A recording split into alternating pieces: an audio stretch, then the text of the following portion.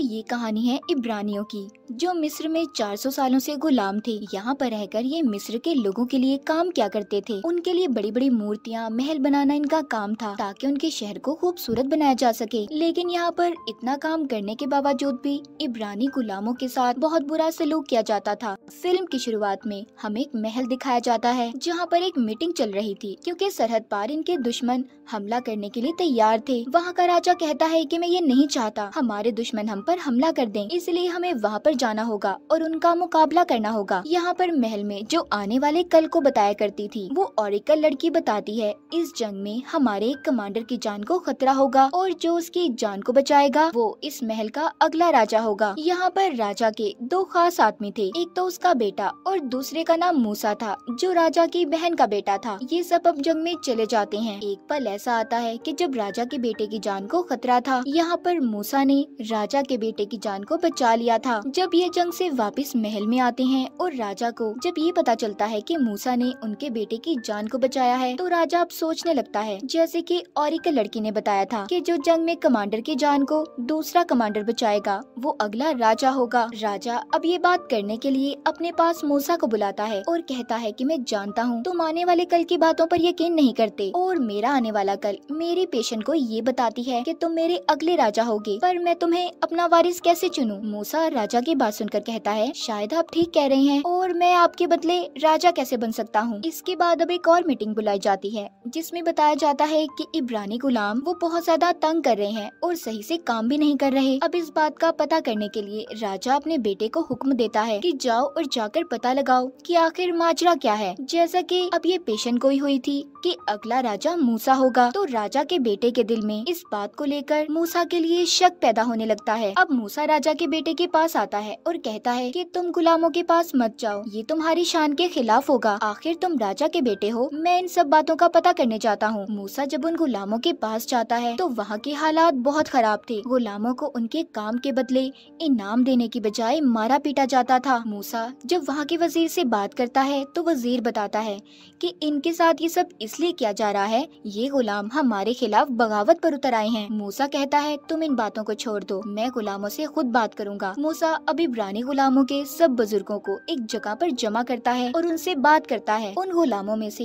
एक बूढ़ा आदमी बोलता है कि हम बस अपने मुल्क वापस कन्नान जाना चाहते हैं। मूसा ये सुनकर कहता है कि तुम जानते हो वो इलाका कितना खतरनाक है, वहाँ पर कितने खतरनाक कबीले के लोग रहते हैं, अगर तुम वहाँ पर गए तो कभी बचकर वापस नहीं आ पाओगे। मूसा उस बूढ़े आदमी से पूछता है कि तुम मुझे बताओ कि तुम्हारा नाम क्या है। वो बूढ़ा आदमी कहता है कि पहले तुम मुझे बताओ, तुम कौन हो। मूसा उन्हें बताता है कि मैं महल से आया हूँ, मेरा नाम मूसा है और मैं राजा की बहन का बेटा हूँ। ये सुनकर सबको न जाने क्या हो जाता है, सब लोग बहुत खुश हो गए थे। अब इस बात के बाद वही बूढ़ा आदमी अपने एक आदमी के जरिए मूसा को अपनी बस्ती में बुलाता है। मूसा जब उसके पास जाता है तो बूढ़ा आदमी इसे अब सारी कहानी सुनाता है। कहता है कि जब तुम पैदा हुए तो उस साल एक पेशेंट गोई प्रोडक्शन की गई थी कि हमारा मसीहा पैदा होगा जो हमें छुड़ाकर यहाँ से ले जाएगा। उस साल जब महल में इस बात का पता चला तो महल के लोगों ने हर इब्रानी बच्चे को मरवाने का हुक्म दिया। तुम्हारे माँ बाप तुम्हें किसी भी कीमत पर खोना नहीं चाहते थे, इसीलिए उन्होंने तुम्हें एक संदूक में बंद करके नदी में बहा दिया। उस वक्त महल के राजा की बहन उस नदी में नहाया करती थी, वो तुम्हें अपने साथ लेकर महल में चली गई और अपना बेटा बना लिया। तुम असल में इब्रानी हो। मूसा उस बूढ़े आदमी से कहता है, अच्छी कहानी थी,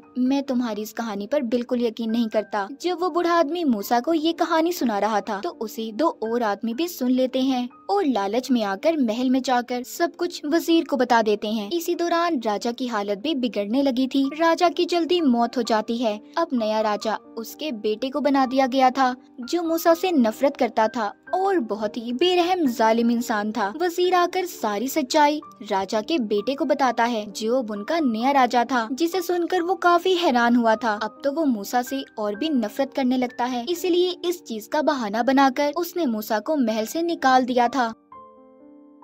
मूसा यहाँ से जाने से पहले अपनी असल माँ से भी मिलता है, जो उसको सारी सच्चाई बताती है। इसके बाद मूसा आगे अपने सफर पर निकल गया था, जहाँ पर इंसान का नामो निशान भी नहीं था, थी तो सिर्फ वहाँ पर मौत। जैसे तैसे कर मूसा अभी कबीले के पास पहुँचता है, जहाँ पर वो देखता है कि कुछ लड़कियाँ हैं जो कुएं से पानी भर रही थी। तभी वहाँ पर कुछ आदमी बकरियों के झुंड लेकर आते हैं। वो आकर उन लड़कियों को कुएं से हटा देते हैं और खुद अपनी बकरियों को पानी पिलाने लगे थे। ये देखकर मूसा जब वहाँ पर पानी पीने लगता है तो वो आदमी उसे भी मना करते हैं, मगर मूसा के पास एक बहुत बड़ी तलवार थी, जिसे देखकर वो सभी डर गए थे और वहाँ से चले जाते हैं। जिसके बाद जब वहाँ की लड़कियाँ ये देखती हैं कि मूसा ने उनकी जान को बचाया था, तो वो उसे अपने गाँव में खाने की दावत देती हैं। और इस तरह मूसा अब यहीं पर रहने लगा था। उसे एक लड़की से प्यार भी हो जाता है। बहुत जल्दी उनकी शादी भी हो गई थी। मूसा के यहाँ एक बेटा पैदा होता है। यहाँ पर रहते हुए उसे 9 साल बीत चुके थे। वो अब भेड़ बकरियां चराया करता था। एक दिन बहुत तेज तूफान आ जाता है।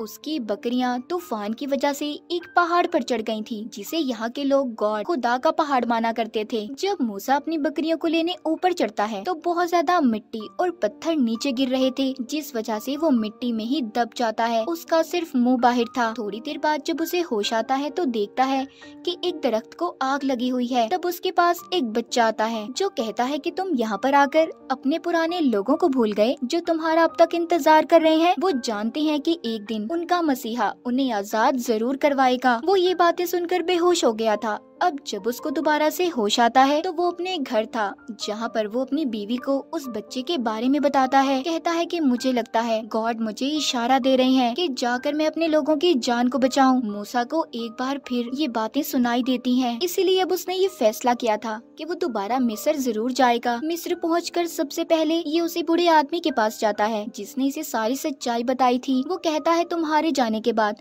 हमारे साथ और भी बुरा सलूक होने लगा है। अब रात को मूसा चुपके से महल के अस्तबल में जाता है, जहाँ पर यहाँ का नया राजा यानी कि राजा का बेटा भी था। मूसा ने पीछे से आकर उसकी गर्दन पर तलवार को रख दिया था। राजा जब देखता है कि ये मूसा है तो वो कहता है तुम्हें जिंदा देखकर खुशी हुई मेरे भाई। मूसा कहता है हाँ, तुम तो चाहते थे ना कि मैं मर जाऊं, पर देखो मैं जिंदा हूँ। वो कहता है कि मैं यहाँ पर इब्रानी गुलामों का हाल देख कर आया हूँ। तुम उनके साथ बहुत बुरा सलूक करते हो। अगर वो तुम्हारे लिए काम करते हैं तो उनकी मेहनत का फल मिलना चाहिए, ना कि मार। इतना कहकर मूसा यहाँ से जाने लगता है। राजा कहता है कि उन लोगों की बातों में मत आओ। मूसा कहता है मैं उन लोगों की बातों में नहीं, बल्कि मुझे तो गॉड, खुदा की तरफ से इशारा मिला है कि मैं उनकी मदद करूं। इतना कहकर मूसा वहां से चला गया था। इसके बाद दिखाया जाता है कि महल में एक मीटिंग बुलाई गई थी, जिसमें राजा कहता है कि मेरे पास मूसा आया था। उसने मेरे गले पर तलवार रखकर उन गुलामों को आजाद करने की बात की है, तो अब उसे जिंदा रहने का कोई हक नहीं। वो जहाँ पर भी नजर आए उसे मार दो।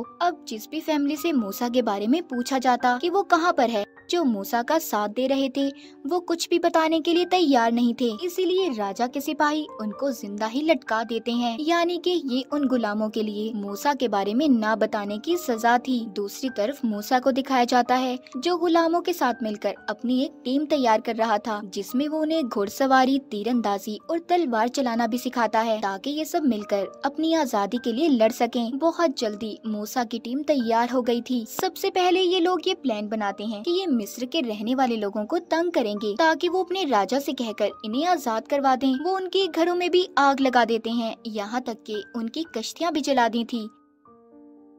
एक दिन मूसा के पास वो ही बच्चा आता है, जो उस दिन उसे पहाड़ पर नजर आया था। वो कहता है कि जो जंग तुम लड़ रहे हो, इसमें तो सदियां लग जाएंगी, तुम कभी भी नहीं जीत सकते। मूसा उस बच्चे से पूछता है तो फिर मुझे क्या करना चाहिए? वो बच्चा कहता है बस देखते जाओ अब क्या होता है। वहीं पर एक आदमी खड़ा मूसा को ही देखे जा रहा था कि वो किससे बात कर रहा है, मगर उसे वो बच्चा नजर नहीं आता। इसका मतलब उस बच्चे की शक्ल में मूसा के पास गॉड आए थे। और अगले ही दिन मिस्र की नदी में बड़े बड़े मगरमच्छ आ जाते हैं, चीड़ फाड़ कर खा जाते हैं। यहाँ तक कि नदी में एक भी मछली जिंदा नहीं बची थी। कश्तियों में बैठे हुए सभी लोगों को खत्म कर दिया था। पानी के बजाय नदी में खून बहने लगता है, जिस वजह से इनकी फसलों को भी पानी मिलना बंद हो गया गया था और सारी फसलें बर्बाद हो जाती हैं। फिर इन पर मेंढकों का हमला होता है। बहुत सारे मेंढक मिस्र में आ गए थे और जब ये मेंढक मर जाते हैं तो उन पर बहुत सारी मक्खियाँ आ गई थी। वो मक्खियाँ तादाद में इतनी ज्यादा थी कि ये लोग खाना भी नहीं खा सकते थे। फिर इसके बाद कोढ़ की बीमारी फैल गई थी, जिसने ना तो राजा को छोड़ा था और ना ही रानी को। इन सब के बाद भी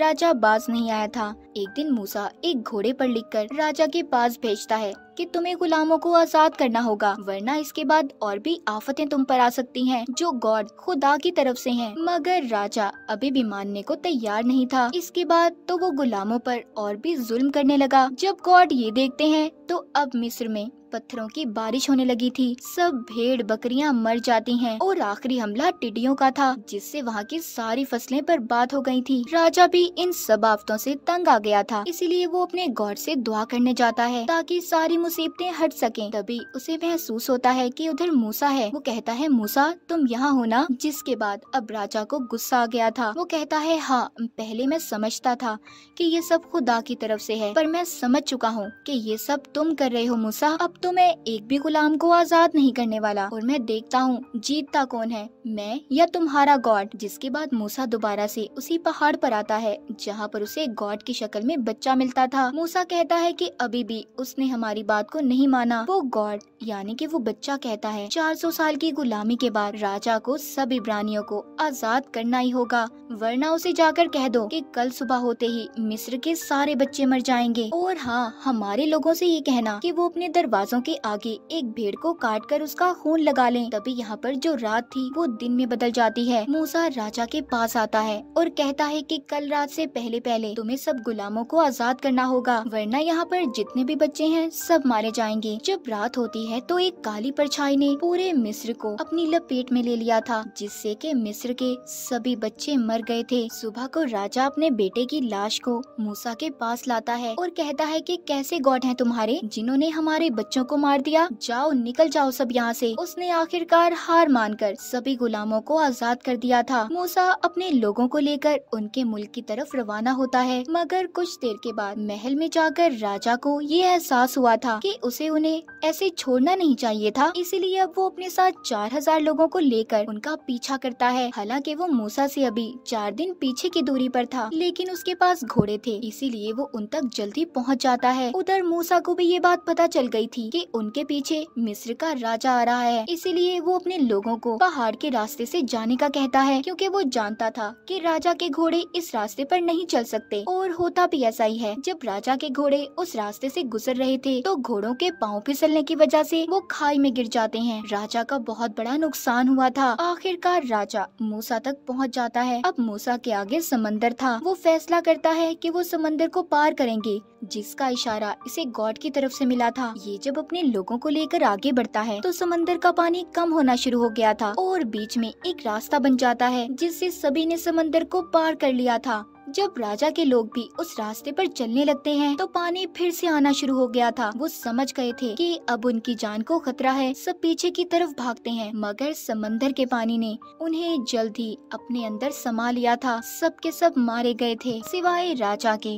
राजा अब बिल्कुल अकेला हो चुका था। वो कुछ भी नहीं कर सकता था। मूसा अपने लोगों को लेकर आगे बढ़ता है। सबसे पहले ये अपने घर जाता है, जिधर उसकी बीवी और बेटा थे। उसे भी अब गॉड पर पूरा यकीन हो चुका था। वो यहाँ से सभी को लेकर कन्नान उनके मुल्क की तरफ रवाना होता है, जहाँ पर वो आजादी से अपनी जिंदगी गुजार सकते थे। कहानी के आखिर में हमें दिखाया जाता है इस सफर में मूसा के साथ वो बच्चा भी था, जो गॉड के रूप में इसके पास आया करता था। और इसी के साथ इस फिल्म की कहानी यहीं पर खत्म हो जाती है।